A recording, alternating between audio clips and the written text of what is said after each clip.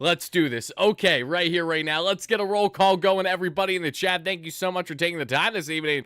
I see Rashad, I see Chris, I see Carlos, I see Steve, I see Murdoch, I see Phil here in the live show. If you're watching a replay, how you doing, everybody? Let us know in the comments down below your thoughts on the latest in the Mets land having to do with Alonso, Winker, Bregman, Santander, Sasaki, Iglesias, and a plethora of other players that we're going to find ourselves discussing right here, right now. Haram, great member. Murdoch, how you doing? Metro, Chris, Caution, great member. Dominic, great member. Brandon, BC, Corey, Justin, Dan, Mike, great member. Truman, how you doing? Toxic, Michael, Project, how you doing? Sam, Moses, Mike C, Daniel Bolden, my friend, how are you? Steve Long, great member. Juan Diaz, great member. Chris Goodwin, my man, how are you? Mr. Delightful, great member. Going up the list here. Jonathan, Michael Kane, BC, Carlos, Boogie Woogie, love the name. Amalio, how are you? Corey, how you doing? Javier, Scott M, BC, Michael Kane. Wow, we got a lot of people in tonight. Thank you so much. Come one, come all. All right, everybody, let's get into the first news that we saw really from yesterday to today. That's more kind of miscellaneous news in the sense that, yes, it's news in Mets land, but it's not news in the sense of, oh, we have the Mets showing interest in blank blank. Oh, the Mets are getting closer to landing or re-signing blank blank. No, the news that we actually have is the following. Jose Siri, who's been playing in Dominican Winter League, which we all know, and we all saw him like steal home from second base, which is so absurd, and where, again, baselines just simply don't exist, apparently. They're in the Dominican Winter League, and that's fine. That makes it more electric, I suppose. But Jose Siri is dealing with a hand injury, and depending on the results of his tests and imaging, that would dictate if he would be able to be drafted to then play for one of the two DR teams going forward in winter ball. Now, I don't think this is anything too serious. However, naturally, with my PTSD that kicks in, all jokes aside, and I'm not trying to, this is not reference to anyone who actually suffers from that, so I apologize. I just mean it in the joking manner in the sense of when I think of Ronnie Mauricio and his injury that he had just a winter league ago last offseason. That's something that we like to avoid, especially if it's not when they're actively playing for the Mets, but just playing for a different team throughout the winter, right? So Jose Siri, who always loves to lay the body out there, was electric defense, a tremendous arm there, an absolute speed demon on the bags. Big swing and miss with the bat, but always having fun doing it. He will be the best man to pimp a home run while batting right around the Mendoza line. But Jose Siri, I say, just buck up. You know what? Get yourself ready for spring training, my man. I don't think that you got to play anymore, too much at least, my humble opinion, in the Dominican Winter League. I think it'd be better for all of us if you weren't playing anymore in the Dominican Winter League, because we need you healthy. We need you to back up the many times that Juan Soto will probably be behind the ball. You got to be there, and that is what we literally acquired you for, because Jose Siri has some of the best defensive range in all Major League Baseball, if not the best, especially going from center to right or center to left. So when we got plantar fasciitis Nemo on left, we got Juan Soto and right, you got to make sure that you have strong center field defense, which is why their pursuit of Teoscar Hernandez makes us all that more damn interesting. And I'm really looking forward to getting into that a little bit later on the show here, everybody. Kevin Kane with the 1999 holla, thank you so much.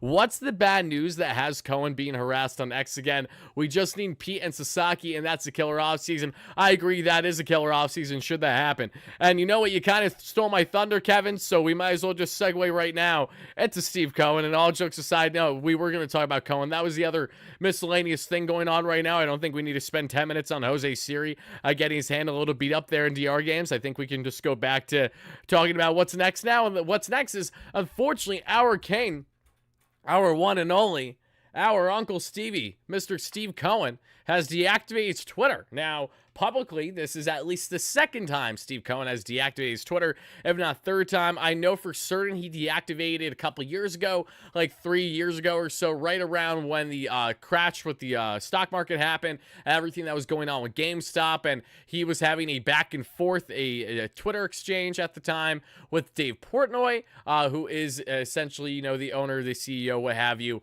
Barstool Sports. And Dave was very blunt in his exchange with Steve, when Steve, I think, didn't really realize what he was getting himself into or who he was talking to in that kind of back and forth exchange. And Dave made a lot of people kind of turn on Steve Cohen, at least on Twitter at the time, which further amplified as to why Steve left Twitter for a period of time before ultimately coming back. Now, why did he leave X this time? Again, your guess is as good as mine. I'm not exactly sure if anyone harassed Cohen, nor do I think Cohen would care enough. I think there's honestly a world where Steve could have like somewhat unintentionally done this as well. No slight on Uncle Stevie whatsoever, but between the typos and just the understanding of his approach to social media, it wouldn't shock me if Steve like accidentally did it to a degree, or just meant to close the app and then he deactivated it instead. Like, those are things that are now the realm of possibility when I think of Uncle Steve and utilizing a cell phone and going in his apps. But maybe I'm wrong for thinking that way, and if so, I apologize. But there isn't anything I would think into it at all. There were some fans that love to speculate and say, oh, this means that certainly the Mets aren't bringing back the polar bear Pete Alonso, and because of that reason, that he knows that there's going to be an outcry against him and his comments constantly, and he doesn't want to have to deal with that. Listen, he just gave Juan Soto the bag. Even if the Mets don't bring back Pete Alonso somehow, some way, no fan should be going out of their way to talk down on Steve Cohen. He just gave the largest contract in North American sports history. If any fan has the audacity to say any bad name, any bad word on this man's name, you are far from a true Mets fan at this point, because this guy has done wonders for the organization in a short period of time, and wonders do go not beyond championships, but they go in hand with championships, because these things need to happen in order to get to a place and hopefully that promised land, which is a championship for the first time since 1986. But that's all I have to say on the Steve stuff. There really isn't anything more there right now. If we do find out more on his front, his Twitter is not back up. There was a pardon me, everybody. Sorry, I usually mute the mic when I cough, but you caught me that time. So some nasty wardy ASMR there. My apologies. But going back to Steve Cohen for a second, I actually double-checked, triple-checked over the past hour leading up to our live show to make sure that he didn't activate it again, and he hasn't. There are parody accounts acting in Steve Cohen's name, but it's in name only. It's not actually him, saying that I have not deactivated, when you even have like X where they go to like fact check or double check on you, and it says that no, this is inaccurate essentially. So yeah, nothing else that I would add on top of that when looking at the latest there with Steve Cohen. Hopefully he's activated back when we bring back Pete Alonso and add some more pieces this offseason, or just be back for some time during the regular season. That's all I really care about. I love seeing Steve tweet throughout the year. I love Steve's straightforwardness. Going back to the 2023 season, as disappointing as that was, one thing that I certainly looked at and was really stood out with was Steve's ability to really talk one-on-one with fans and to pretty much make it known that, yeah, conversation is going to be had. Like, we need to do a team meeting now. Like, I'm going to be straightforward with, we did not perform to expectations and all these things.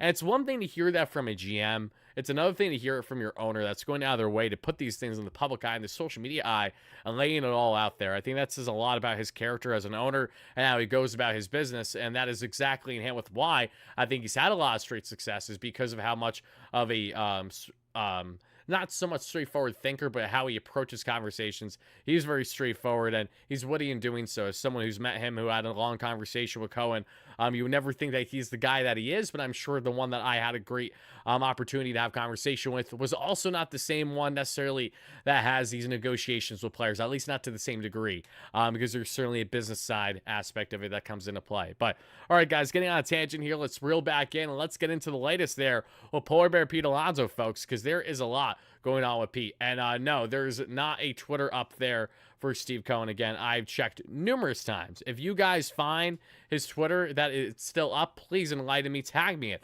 on X, as a matter of fact, so that way you guys can prove me wrong, because I have nothing, unfortunately, to back the claim that he is activated. But hi, dude, Supreme Panda, happy to have you in here. Mike, Frank, Mike, Joseph, No Name, Jasmine, Ethan, going up the list here. Lamone, how you doing? Oliver Gutierrez, love the name. Corey, how are you, my friend? Big Bruno, let's see, don't agree with you. Pete needs to come back. I want Pete back. I don't know what you disagree with there, my friend. Met Steve in person on all, but nothing personal. Steve needs to do this himself. I don't think Steve needs to do this himself. No, Steve needs to play the market for what it is. We love Alonso. I don't think the Mets are going out of their way to do something to make him feel slighted. They just have to play the market for how it is right now. It's a business at the end of the day, and that goes for anyone here.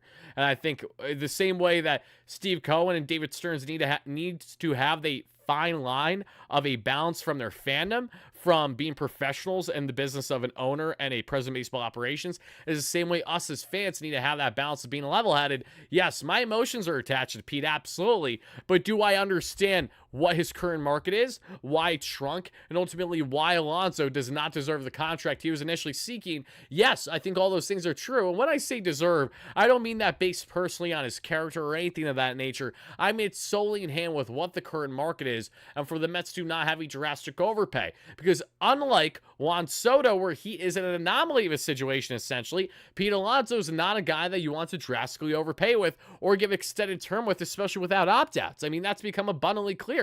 That's why the Mets, when they hopefully inevitably re-sign him here, it will be at absolute most a 5-year deal. At absolute most, I'd say far more likely in the 3-4 year range, and with opt-outs after the first and or second years. You know, that feels like it's inevitably going to happen. We're just kind of playing the stare down right now in this little Western standoff and waiting as to who's going to finally shoot first, who's going to bite, and we can just get this deal done. That's what it feels like right now, because you look at the other suitors that are, potentially out there for Alonso. You got the San Francisco Giants, which we can all agree, the Giants are sneaky. They will spend. They absolutely don't have a problem with spending. But the thing that stands out to me about the Giants is that if Pete Alonso wants to try to rework this market at all, try it at the market again next offseason, or at absolute least 2 offseasons from now, why in hell would he go out of his way to sign with the San Francisco Giants, where outside of Barry Bonds, it is a very difficult ballpark to hit home runs out of, especially consistently? Not to deny his power, because we all know how powerful Alonso is, one of the best pure sluggers in Major League Baseball. But we also know that Alonso doesn't even have overly favorable numbers in Oracle in his limited sample size, and we know how much of a ballpark that is for batters to die. JD Martinez, who is as underwhelming as he was at times for the Mets in 2024, even though his baseball savant numbers will tell you otherwise, because they're tremendous looking. You would never think that when you think of JD, but he just always hit the ball hard every single time he went up to the plate. Literally every single time. It was that or striking out. JD Martinez was on record when he signed with the Mets saying, listen, I wasn't going to go to San Fran because then if I hit, just around or north of 20 home runs, 70 RBIs, you guys are going to call me washed in the comments. And essentially that already happened. Hilariously, that's exactly what happened during his time with the Mets. But it's further proof that the Giants, they have to overpay and they have to sell a lot. I'm not saying that New York City is spick and span and clean. Far from it. One of the dirtiest places imaginable. And so many different areas in New York.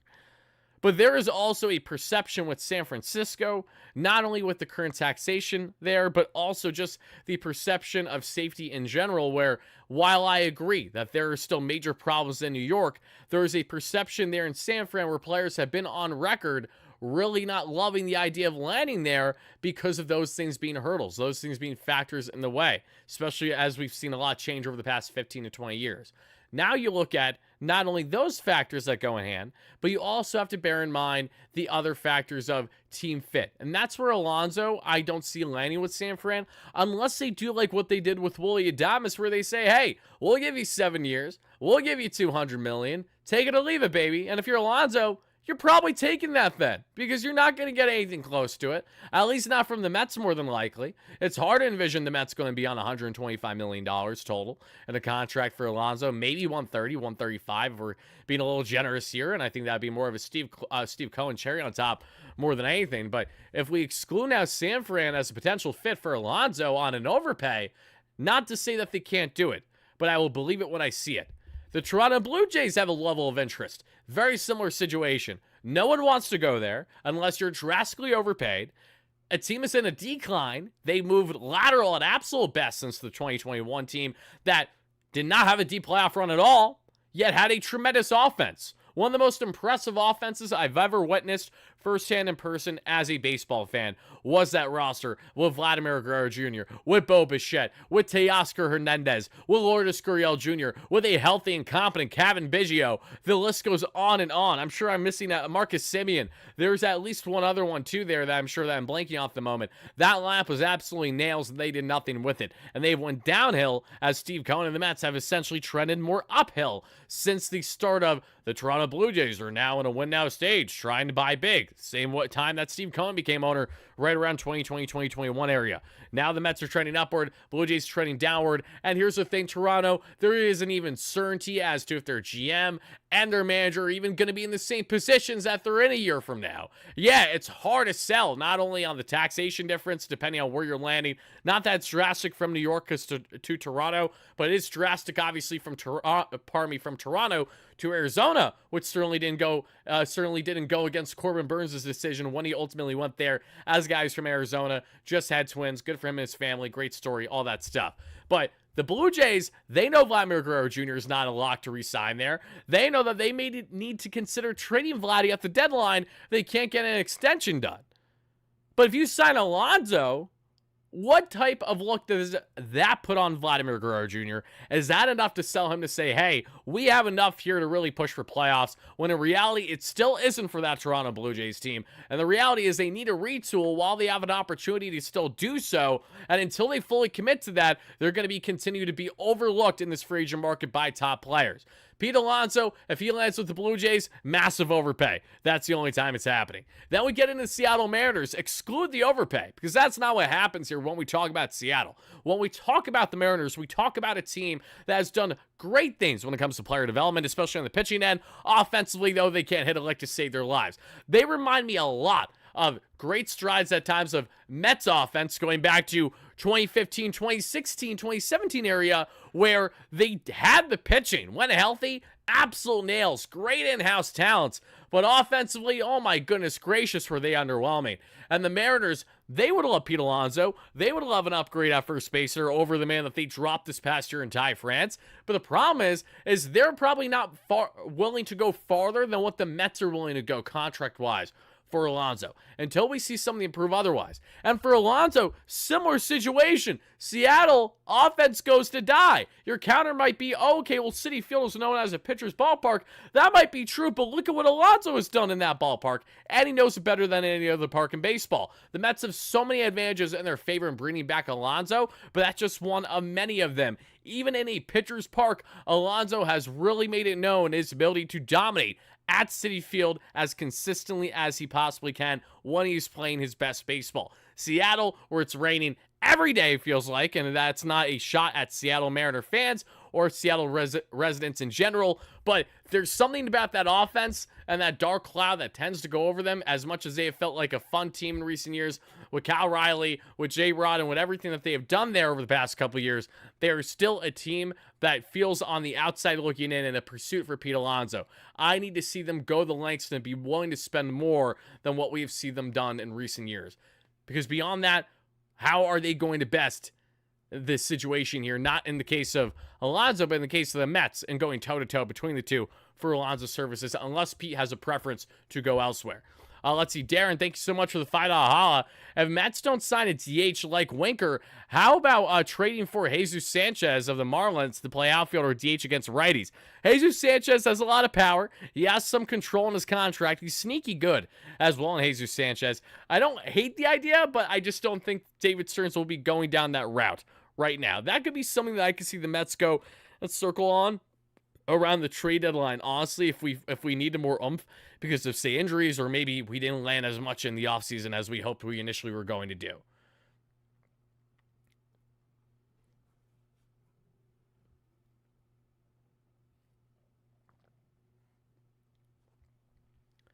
Let's see. This is a team that is not acting like one that is going all in. Stearns is very disappointing. He still thinks he's in a small market. Couldn't disagree more, my friend. I think it's so asinine to make such comments, to like separate the Soto move as if that isn't relevant to other things, when it absolutely is. And yes, Steve was the one flexing the guns on the dollars there, but David had so much to do in the entire recruitment process and ultimately the negotiation process one-on-one with Soto and his family. Massive factor. there.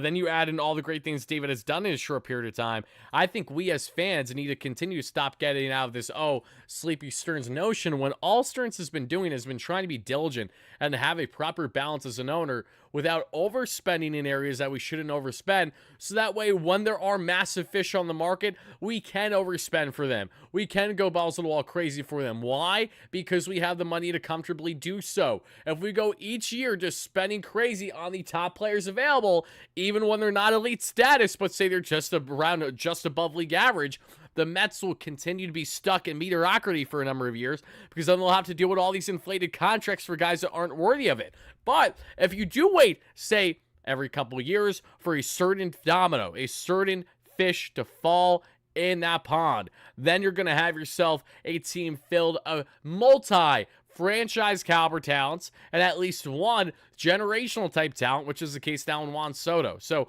all I'll say is just be patient, fans. It's December 29th. I think anyone saying that Stearns is being disappointing, it needs a hard look in the mirror. Nothing has been at all disappointing about the Mets since June 1st of 2024. So I think anything to suggest otherwise is silly. My humble opinion. I respect everyone else's. I don't see eye to either, and I'm just not going to.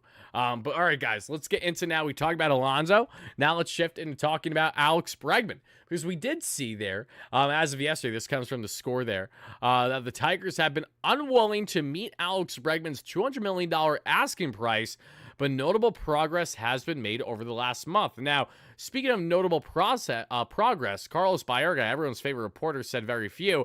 Former Met legend as well, Baerga, was on what we just saw Instagram and I think X just a day or so ago, stating how he has heard that Alex Bregman has signed with the Detroit Tigers, that a deal will be finalized over the next number of days.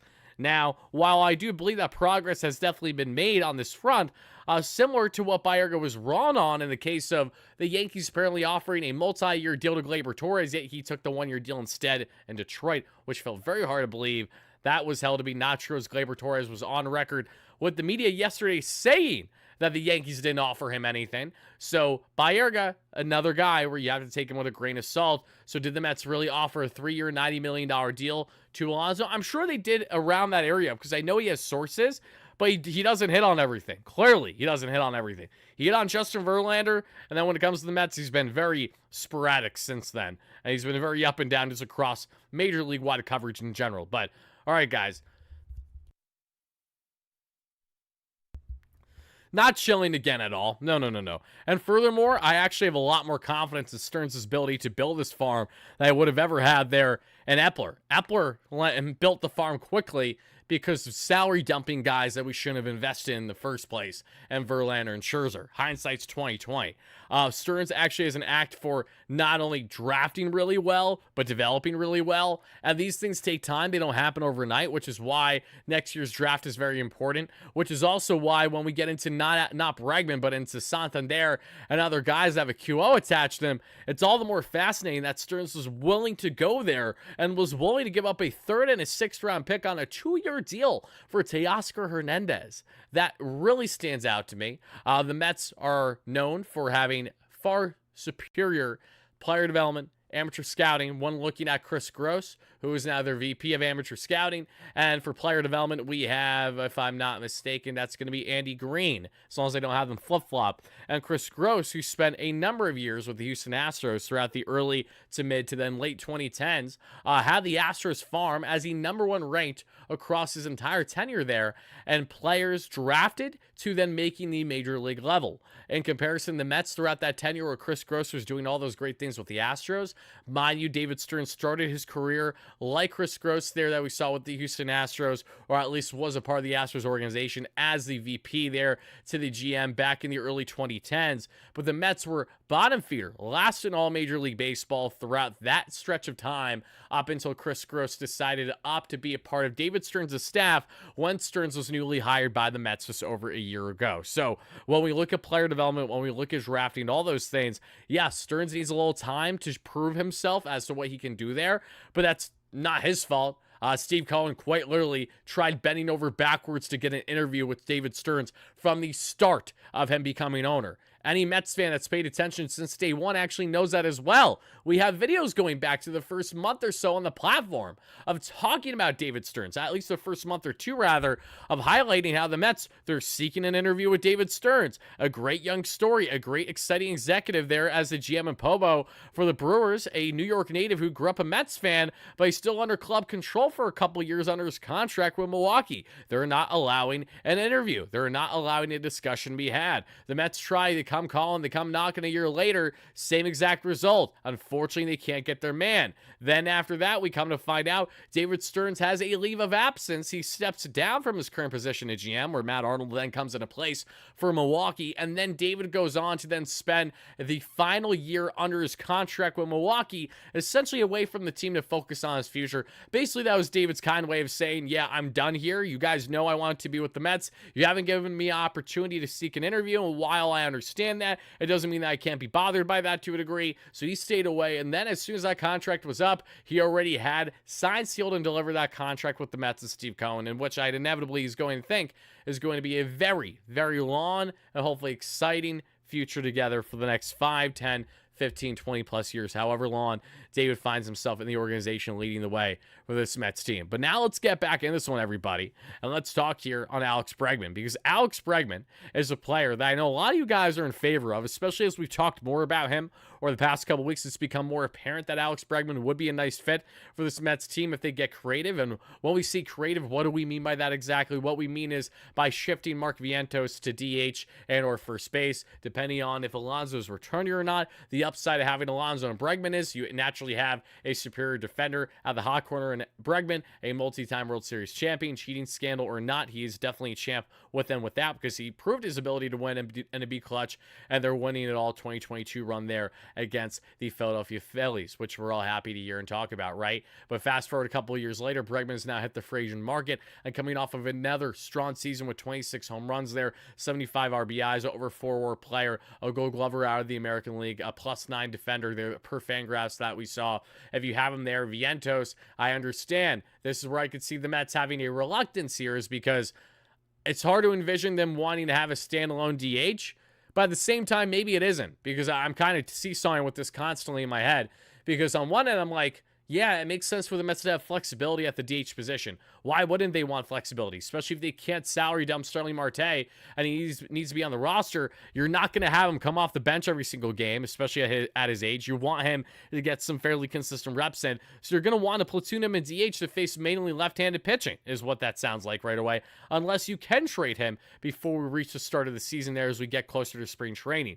Now, if you go with the DH option for Vientos and you have Alonso at first and you bring in Bregman, the Mets would have, on paper, the best roster possible offensively to enter the 2025 season. That would not only trump what it looks like in 2024, but the upside would be far greater, far more superior. You add an 8-WAR player in Juan Soto, you add a 4-WAR player there in Alex Bregman, then you add the return of Pete Alonso with Francisco Lindor, with Mark Vientos, with Francisco Alvarez, with Brandon Nimmo, and everyone else in company. And just like that, the Mets have one of the better lineups in all of the National League. But as much as I want that to happen, everybody, I don't think it's a slam dunk to. And I think what's more of a slam dunk is for one of the two things that happen until proven otherwise. And the reason why I say this is I think Bregman's market will reach the lengths of a term that a team will be desperate enough to go to that the Mets will not be willing to go to. I think the Toronto Blue Jays are far more willing to say, hey, Alex, we'll give you 6 or 7 years. We have to make a splash here. We got to tell Vladdy he has a reason to be extended here, even though we know we ain't going to do shit again. But still, Alex, come into town. We'll give you a bag. You've won it already. Join your buddy George. He did it. Why not you too? Another man who's already hit his peak with the Astros. Let's have him now start the potential decline here in Houston, that being in Bregman. Semi-jokes aside here, Bregman, if he's going to get a long-term deal, Toronto feels like one of the few teams. The Detroit Tigers are still involved at this point, but are they willing to go the lengths of Alex Bregman that really might be looking $200 million? The Mets can spend the money, but do they want to go the term? I almost see a world where it makes more sense for the Mets to want to spend shorter term, $200 million, just because they don't want to have long-term commitment. As crazy as that may sound. But Bregman, how his market is currently shaping up, the Tigers are still involved. We'll see if they're still fully seeking a third base option. Give me 1 second, everybody.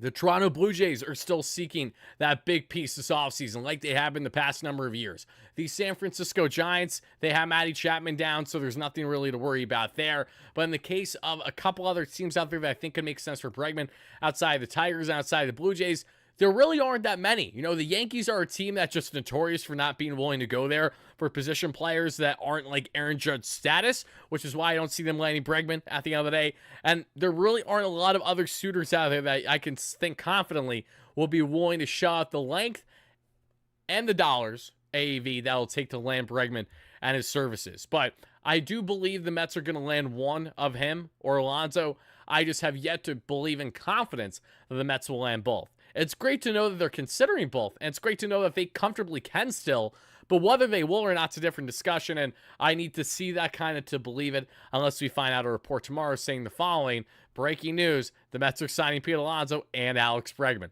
Breaking news, the Mets are signing Pete Alonso, and they're still heavily involved in negotiation for Alex Bregman. They're trying to land both. If that happens, then I will absolutely go bananas. Yoshima with a $5 holla. Thank you so much, Yoshima. Yoshima says, hypothetically, if the Mets land both Pete and Bregman, would that essentially take them out of potentially pursuing Vladdy next offseason? Yeah, it's hard to envision them landing Vladdy next offseason if they have Bregman, if they have Alonso under contract after next season. But if they sign Alonso, and if Alonso opts out, or if he opts out because of a mutual option or something after the 2025 season, then that's a different discussion. I think that's the route the Mets more than likely want to go down, and that is very interesting to me.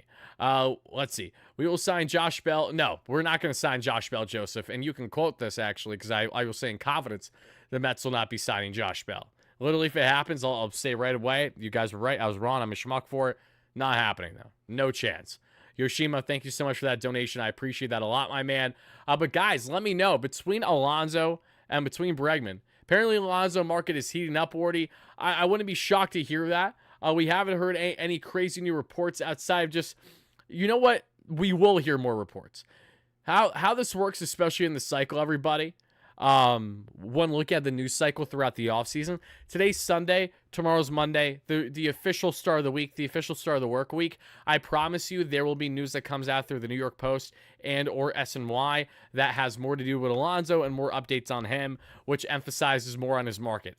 They purposely wait for this stuff to drop for the beginning of the week and then to kind of see how the week goes on there in negotiation with the respective players.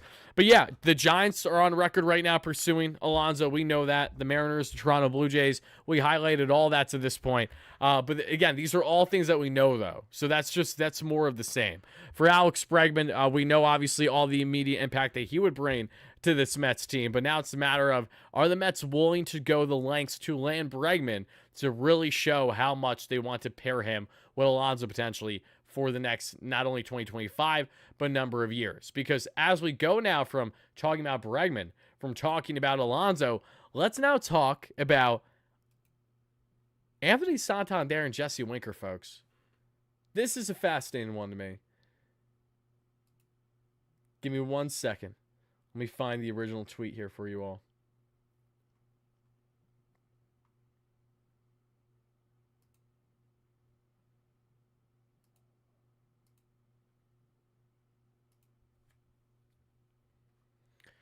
Alrighty, folks, as you see, per Tim Healy that we referenced in one of our videos yesterday on the run, check those out in case you guys haven't already. He said, source, the Mets offered Teoscar Hernandez a 2-year contract this week before he went back to the Dodgers for 3 years and $66 million.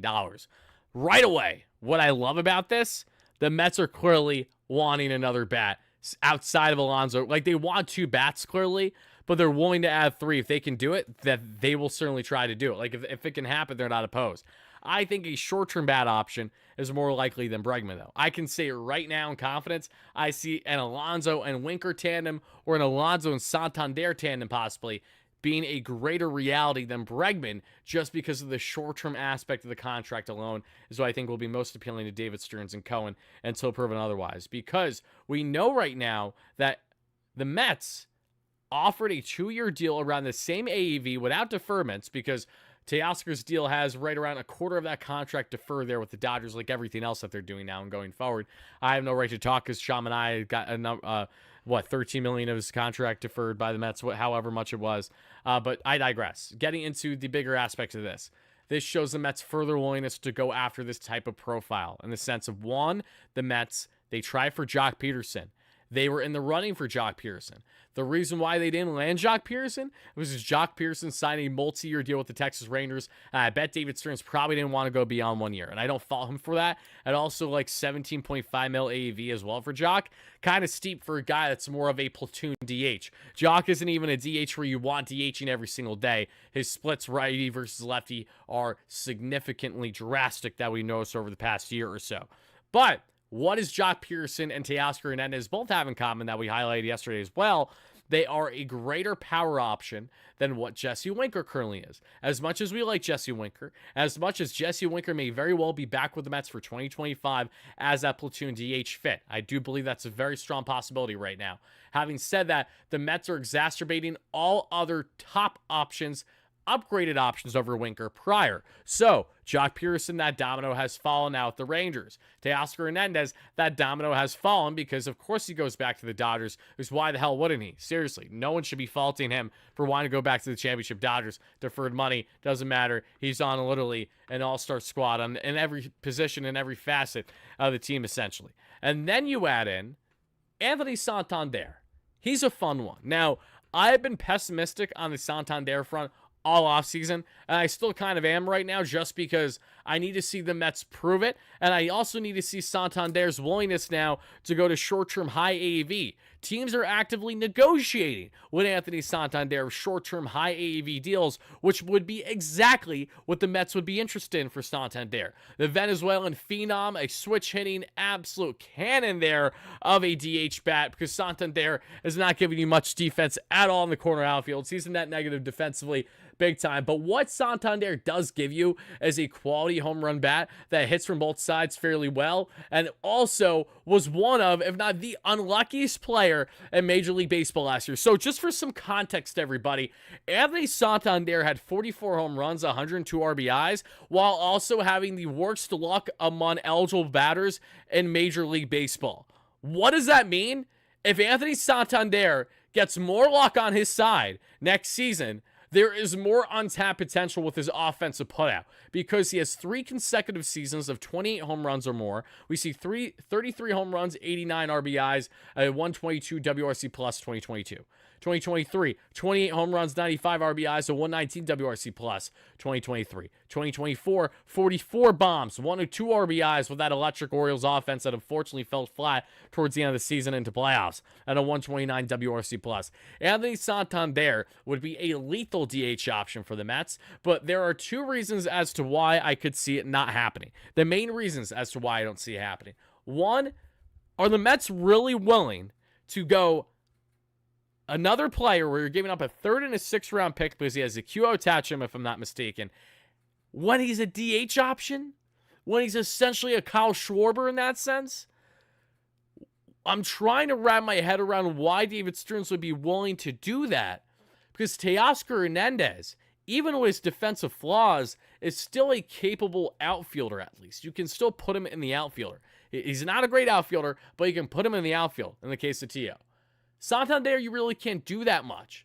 Tio, you would put in left, which would shift Nimmo to center, while also platooning Tio from left to DH, depending on matchups on certain days, with your other options that you have off the bench. Like Jesse Winker, for example. Like giving Jesse some reps on the corner outfield, or giving Jesse a rep at DH there, and Teoscar Hernandez, maybe, I don't know, he would start every day, so I can't say he would come off the bench. But for the Mets to be that willing to go that far for Teoscar Hernandez shows their willingness to shift Nimmo back to center, which I'm in disagreement on just from the defense alone. He didn't play like any center at all last year, so that's something to bear in mind. And the plantar fasciitis has been lingering. It's something that's going to continue to linger for him. I'm not sure exactly why that would be the best route, but they're prioritizing the offensive upside around Soto, and we know that they pitched to Soto to a degree. Shout out to the man on the wall behind me right there. They pitched to Soto to a degree to make their roster as good as they can for next season. So where we have is Anthony Santander.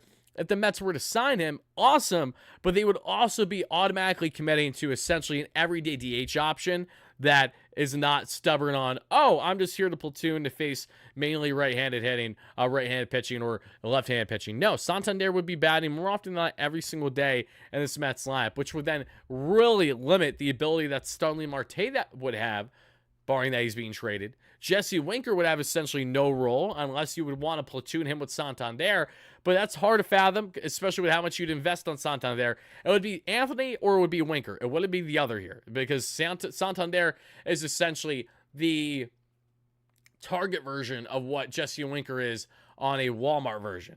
Target just a little bit fancier, a little bit nicer, higher upside. That is all what Anthony Santander is. Jesse Winker is grittier. He's a better team fit. I think you can maybe argue for sure just on the vibes alone. I want Jesse back. His clutch numbers are tremendous. And Anthony Santander's numbers, late and close in games this past season were strong. He had over 800 OPS. So it's not like he isn't able to step up in those big moments because he certainly can. And he's been on a good stretch. So for Santander, two things stand out to me. It's one, are the Mets really willing to give up qualifying offer picks for Santander, who's mainly a DH? And two, are the Mets willing to go beyond 2 years for Anthony Santander?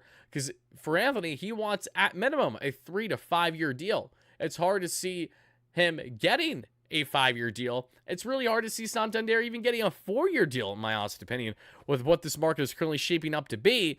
But for the teams that do desperately want to bat, he's one of the best bat options out there right now.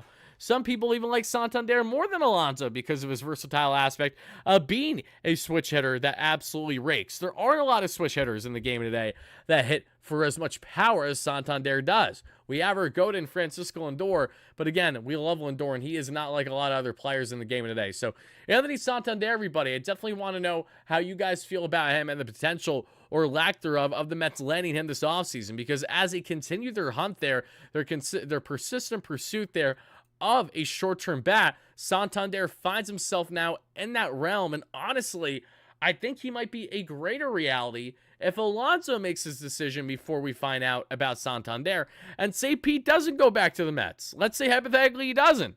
Then you shift Vientos to first. You sign Santander. And if you can bring in Bregman, great. If you can, okay. Then you essentially are replacing Alonso with Santander. When power-wise, there isn't a drastic difference, but obviously, team fit in general, the vibes, they would certainly be different. We all know that. Needless to say, the Mets need to bring back Alonso, but if they don't bring back Alonso, especially Anthony, if he's still out there and available, he would be their best pivot power option among their current options out there right now.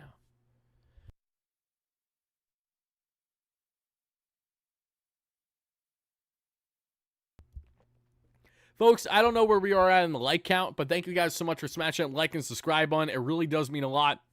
Help us get to 350 plus likes to all my live viewers and my replay viewers. If you guys could help us get to 500 plus, that would really be amazing. Just half you guys need to hit that like button. And for my subscribers, folks, we are less than 50 subscribers away from 30,000 here on the platform. We are the #1 Mets platform, covering the Mets here every single day, all year long, over the past, really, 4 years now on YouTube. Thanks to each and every one of you amazing Mets fans. Thank you guys so much for the support. Once we get to 30K, which we're going to inevitably hit either tonight or the next couple of days, we will be having a really awesome giveaway come on the channel. So be on the lookout for that. And again, just thank you guys so much in advance for the support and helping us get there. An insane milestone. I know just one of many that we're going to continue to hit here on the platform for the years going forward. Love you guys greatly.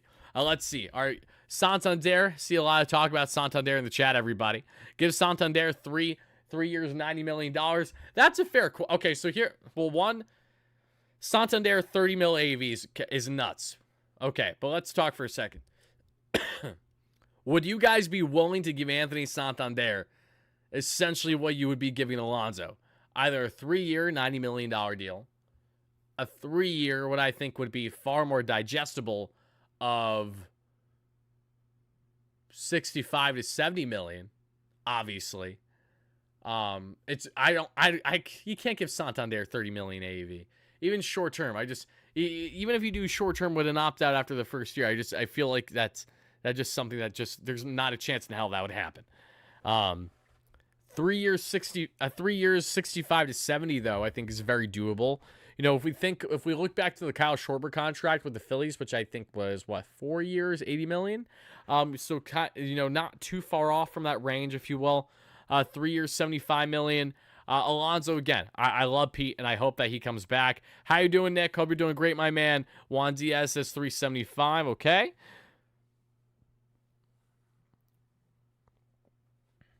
Three years, 66. Yeah, I'm leaning more that way too. Not opposed to 75. It's not my money.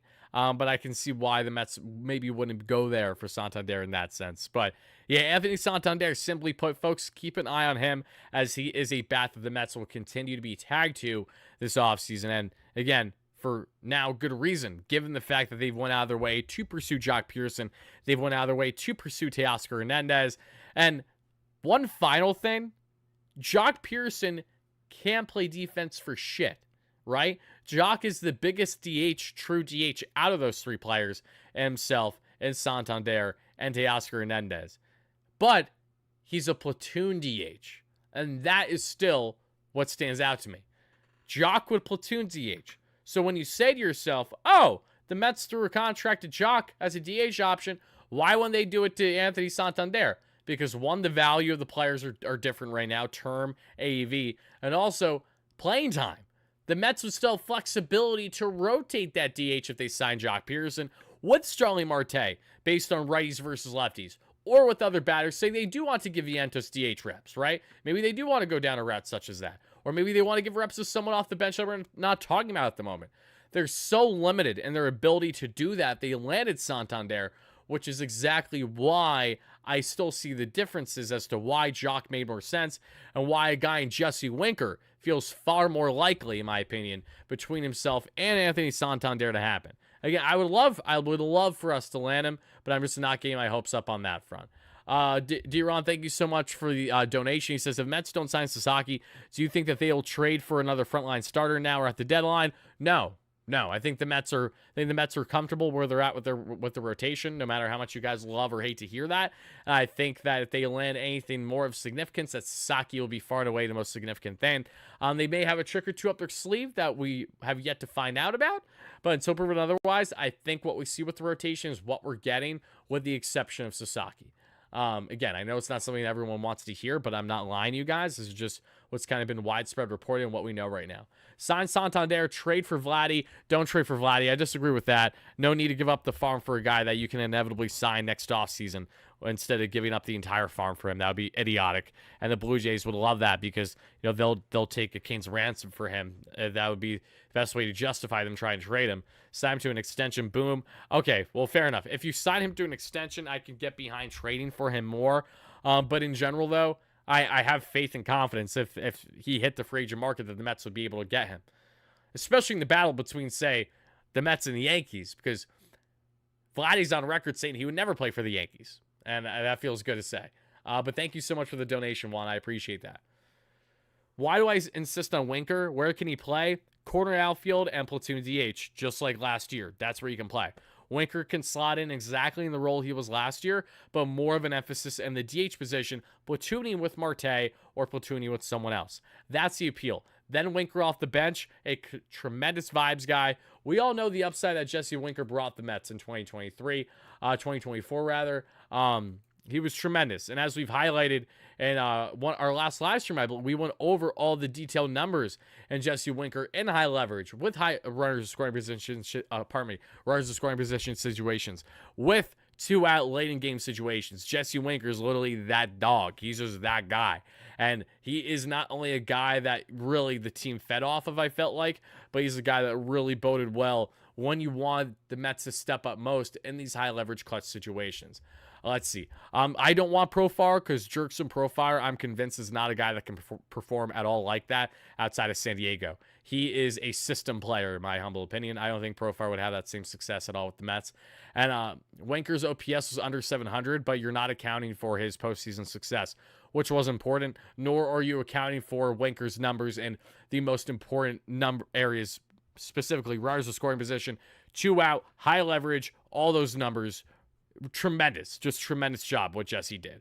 And you also need guys that the team can continue to buy into, and Jesse Winker is a great example of exactly that. You know, he feeds off the team, he feeds off the fans, and you need to have that balance of just tremendous talent while also having a grittiness. You know, Winker brings a snarl to this Mets team. He brings an FU attitude that I think bodes so well as you get deep into the postseason, because you need to get into the minds of the opposing teams. You need to have the Willy Adameses wanting to kick your teeth in the parking lot, but to avoid that, instead get in their head so much that they struggle in that round. And Willy Adames did struggle with the bat throughout the course of that 3-game series, if I'm not mistaken. Feels strongly that he did. And after that first game for Rhys Hoskins with an RBI walk, he didn't do jack shit either, which was great to see. Jesse has proven an ability to not only shit talk greatly and consistently, and I just realized the Mets free agent frenzy template at the top is misspelled. Oh well, I apologize. But reeling back in here for a second, he just checks off a lot of boxes of what I think is still good for this Mets team, especially if they want to rotate players at the DH position and have a corner outfield fit that can play defense. Let's not forget, Jesse Winker can still give you at least competent defense in the corner outfield. So if Brandon Nimmo needs some days off because of injury, or because someone else gets injured, or because the guy's really playing bad and they just need a day off in general, Jesse can go out there and play that position for you.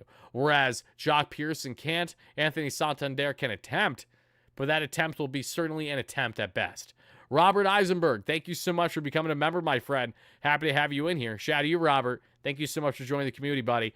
Let's see. We still need another starter. Any ideas? The Mets are not actively pursuing a starter on public record right now outside of Roki Sasaki. And to touch on Roki Sasaki, the Mets are still very much in pursuit of Roki, as he will inevitably be making a decision that we're going to find out over the next 2 weeks. But for Sasaki, obviously the Mets have an uphill battle, just in the sense of if he has any preference to go out west, which there's plenty of belief that he does have a preference to go out west. So should that continue to be the case, the Mets will find themselves in an uphill battle and trying to bring him in over, say, I know he was a negative 11 OAA. Again, I said competent. I didn't say good. There is a difference. He's at least not a pylon to the extent of Santander, I feel like. And especially in the case of Jock Pearson. Did Jock field a game last year? That I don't know in the case of Jock.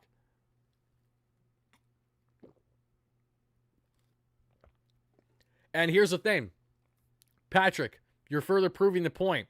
Santander has better in general numbers offensively and defensively than Jesse Winker, for the reason as to why if the Mets landed Santander, there would be no Jesse Winker reunion. It would be one or the other. The Mets are going down the list of guys that are upgrades over Jesse that they could try to land. They've swung and missed twice. They swing and miss on Santander, or they just don't like where his contract status is at, then they will put all attention there to Jesse Winker, which goes directly in hand with why we're going to continue to talk about Jesse Winker in the next couple minutes here. But before I do, to just highlight further on Roki Sasaki, everybody, because he shares the same agent as Kodai Senga, that being in Joel Wolfe, so there's familiarity there. And the Mets have obviously laid out the red carpet in their efforts to land Sasaki this offseason, so they don't land him. Like Yoshinobu Yamamoto, it won't be for lack of effort. The Mets will be able to pony up as many millions as they can, and the bonus pool there for the 2025 IFA, as well as really just doing everything they can to pitch Sasaki on being an ace for this rotation,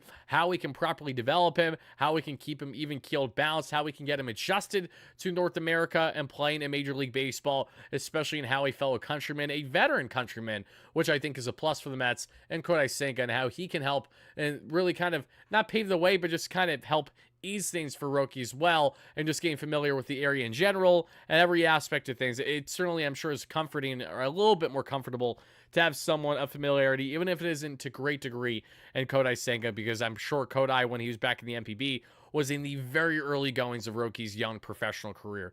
Let's see here. The Mets will sign Sasaki as a free agent 6 years from now.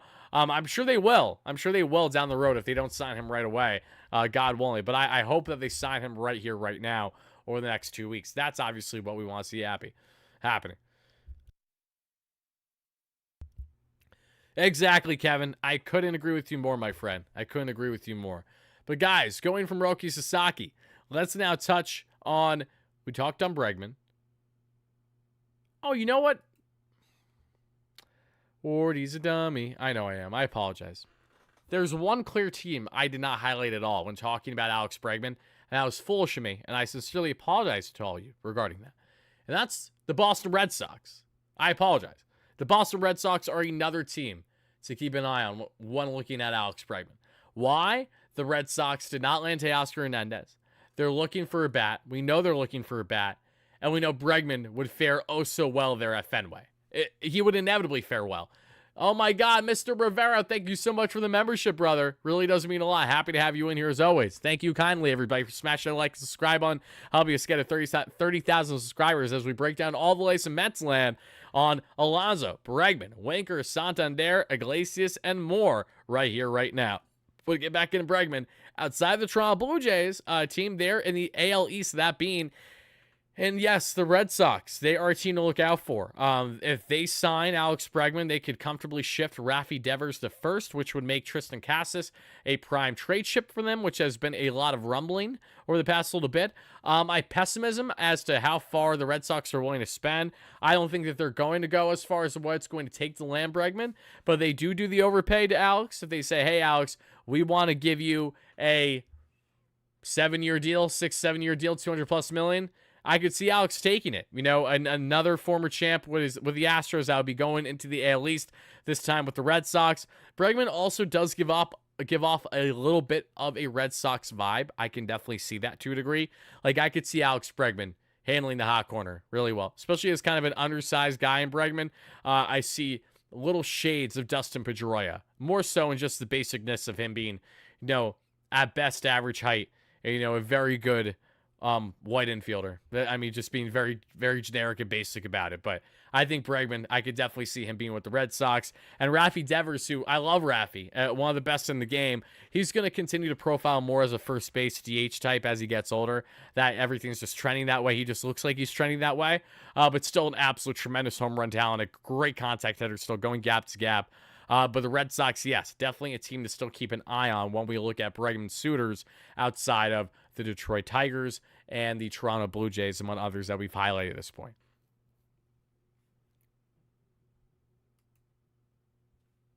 I just want pitching and Alonso. If we get that, I'm happy. I'd be very happy with that too. Pitching-wise, you're really not going to see much more in the rotation unless it's Sasaki, that being in the case of the Mets with their rotation, but you will see more things on the bullpen front. That will for certain happen.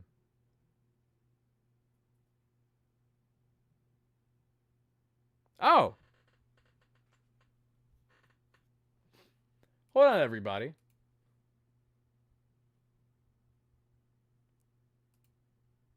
Thank you guys for tagging me in this. I missed this earlier. You guys were right. I apologize. I'm glad you guys proved me wrong. Hold on. There it is, everybody. So Steve Cohen initially deactivated and then reactivated, or at least he changed his profile photo. But here it is. Steve's account is alive and well there. You guys can see right there. Stephen A. Cohen with roughly 300,000 followers on X. His account is still there. I apologize to everybody that I said that it was still deactivated. I was wrong. Won't be the first time. Won't be the last time. Okay. Good. I'm glad, because I love Steve. I love how he interacts with us on X and all those things.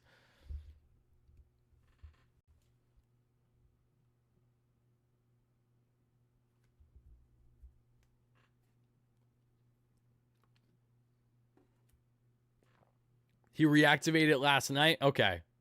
Oh, passed and signed me to an 18-year deal. Mets signed me. I'm very happy to hear that. All right, guys. Final thing that I'm going to get into before we wrap up the live show. And my man, Lamone, thank you so much for the membership too, brother. Mr. Scott, thank you so much for becoming a member on the platform. Love you. Happy to have you in here, a part of the community, as always. And thank you, guys, everyone that's been taking the time to watch live and a replay. You guys are absolutely amazing. Now, before we kind of get to our closing remarks here in the live show, everybody, because we touched on Bregman, we touched on Alonso. Jose Iglesias, I'm not going to touch on too much other than the Mets have reportedly been connected to him in active negotiation, potentially bringing him back to the Mets, that we saw from Moises, I think, Moises Fabian, a report from a lower level Spanish reporter, but did have Teoscar Hernandez to the Dodgers an offseason ago, so he does have sources to a degree. He stated how the Mets were in active negotiation with Alonso and Iglesias throughout the holidays, and that's held true, especially in Alonso and Iglesias. We haven't heard much else in the public eye, but I'd expect that to change sooner rather than later as well. Jose Iglesias there, I think we would all love him back in that platoon role, and really a guy who I'd imagine would have a lesser role in 2025, but is a perfect mentor for the Luis Angel Acuñas, the Ronnie Mauricios, the Jet Williams, who have you there in that middle infield, while also having a tremendous high contact veteran bat option that if you need him there at second base for any consistent reps, he will gladly give you them. If you need him there as just a formidable option who's tremendous in high leverage situations, come off the bench, you can go for that option as well. Jose Iglesias, not just the OMG vibes and everything that he brought off the field, on the field, that product alone is why he should be coming back to the Mets, even if it inevitably means a lesser role throughout the course of 2025. And Poison, you are a great dude, my man, too. Thank you so much. Kevin with a $10 haul. Thank you, Kevin. Kevin says, we need to chill, fill some stopgap options, positions, and, pitching. Don't trade for Vlad. Let someone else take the rental honor. I agree. I don't think you should trade for Vlad. I think you're just giving up too much for that right now, even if an extension becomes likelier. Wardy watching again from Australia. You are the best. No, you're the best, Peter. Great member. Thank you so much as always. Thank you so much for the donation, my man. Thank you, thank you, thank you. From Australia. I love that. Absolutely love that. Charles, my man. Wardy, which players do I think we will acquire for the major of the offseason? I think they're going to land one of Alonso and Bregman, and I think they're going to bring Winker back. That's what I think they'll do. Hopefully Iglesias too, but that's the route that I'm thinking and also willing it into existence. Was it Mad Max night when you stepped out to get your chicken? Probably, Peen. I think it was. Probably. Yeah, that sounds about right, as a matter of fact. But one thing I did want to touch on before we get out of here, everybody, were some bullpen options. Let's talk about some bullpen options real brief, and they'll wrap up the live show. There are a plethora of arms still available in the relief market, as we see. Jeff Hoffman, who's trying to be stretched as a starter, a guy who I think if the Mets didn't sign Clay Holmes would have been all over, but they really like Clay Holmes and his starter upside. And listen, if David Stearns likes it, then I will give him the benefit of the doubt until proven otherwise. David Robertson, he might be 40 years of age, but the guy's an absolute dog. I think we would all love David Robertson back. Kenley Jansen, no thank you. Chris Martin.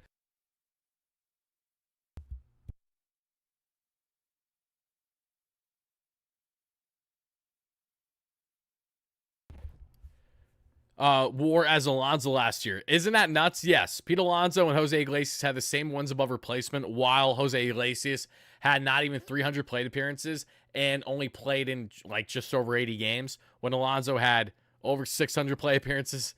Like, just, it's ridiculous. It just shows you how much defensive value can take you a long way. But yeah, Chris Martin, not getting any younger, wouldn't be a terrible piece, but I just don't see the Mets doing that. Carlos Estevez, I don't see happening.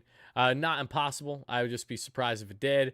When we look at Brooks Raley, definitely would love a Raley reunion as he's coming back from TJ. Jalen Beeks is a soft-tossing southpaw that I could definitely see the Mets being all over. That feels like a name that they could go after. Andrew Chafin, I love Andrew Chafin, but the Mets haven't loved Andrew Chafin. After many years of wanting him, it just hasn't happened. It hasn't come together.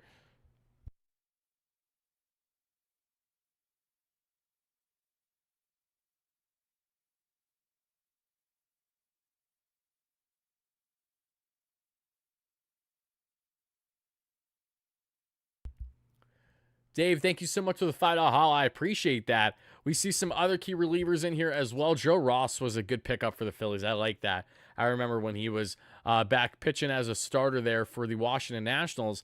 Let's see other key names in here. One that I would have loved is Blake Trinan, but naturally goes back to LA because, of course, he does. John Brebbia. John Brebbia is a sexy name out there that is not picked up yet. And Brebbia is a guy that the Mets were, somewhat linked to around the traded line, if I'm not mistaken. And Brebbia checks off a lot of boxes. This is a fun arm, especially, listen, I want Ryan Stanek back just as much as the next guy. I absolutely do. But if you're looking for like high leverage, like high upside, high velocity arms still, Brebbia falls in that category. You could throw him in a lot of different situations, Brebbia, which is what I like a lot about him. And I think the Mets like the diversity with Brebbia too. I want a more formidable lefty option in the pen.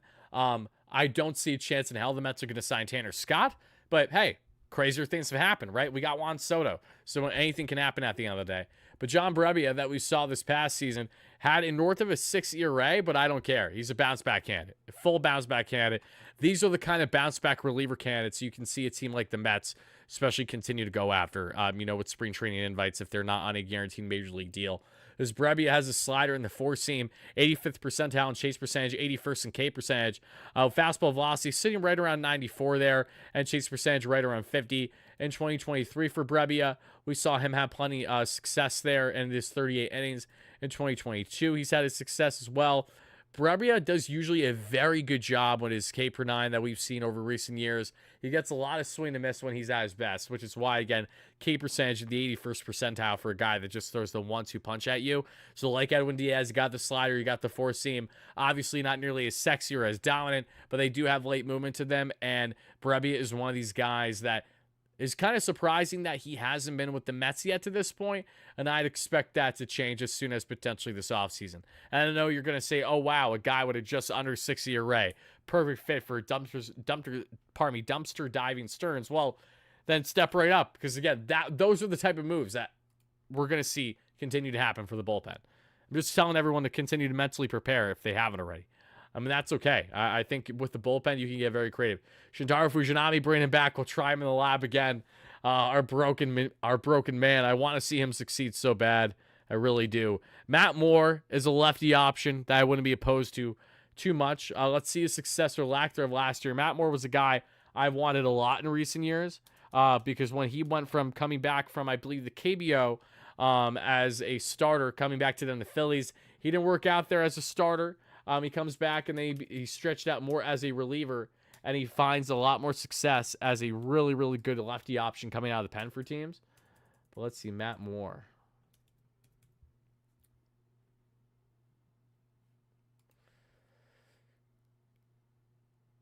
If it'll pull up for me, come on, Matt Moore. Matt. All right, Baseball Savant. Don't load for me. It's fine. There he is. How did my guy Matt Moore do last year? How bad was he?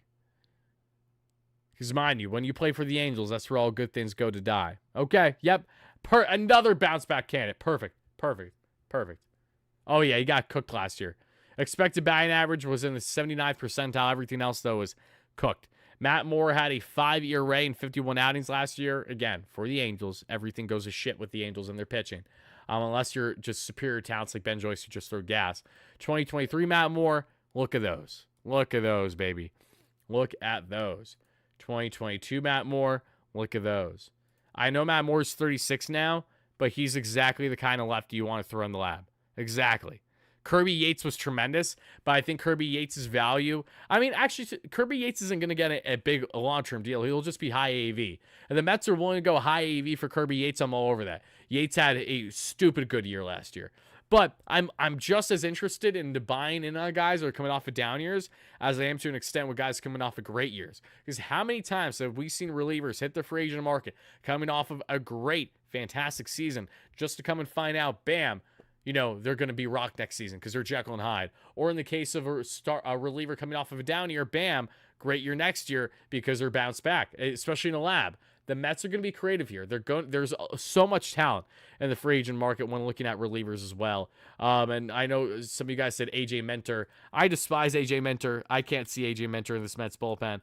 I've talked against this man for so long that it doesn't sit right with me at all.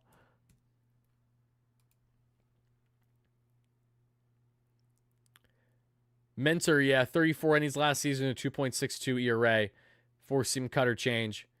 He's still good. Don't get me wrong. Minter's still a very good lefty reliever. But there's just some about him. AJ Minter, not an Atlanta Brave and a New York Met, feels sacrilegious. So, because of those reasons, as nasty as he has been the past couple of years, I'm going to defer away from AJ Minter unless the Mets actually land him. I think that they're going to go at more guys coming off of down years with high upside that could come off of, that can bounce back after down years. That's what I see. One more man that I'll check on real quick, folks, and then we will wrap up the show. Kirby Yates. I know how good he was and David Robertson both were last season that we saw.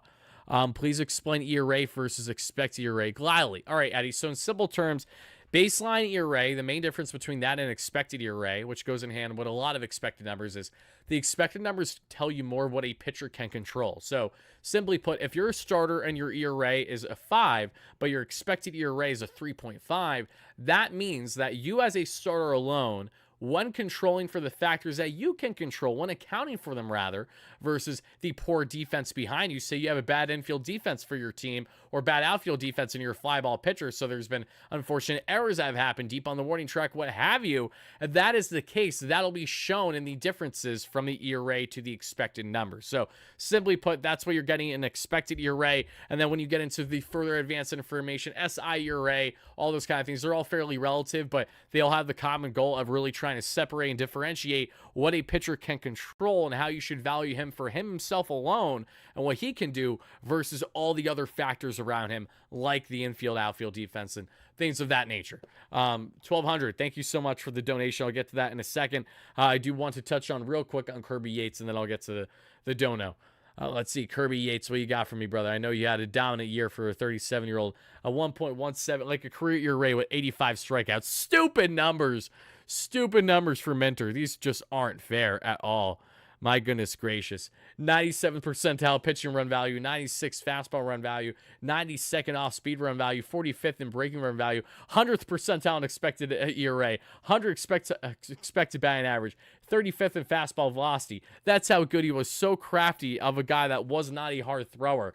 94th whiff, 98th K percentage, 88th chase percentage, 81st average exit velocity, 8th in the walk percentage. That's fine. David Stearns, guys with high walk rates but high K rates will take him. 95th percentile barrel percentage. Hard hit percentage, 88th. 66th ground ball percentage. Nasty. The guy's really, really good.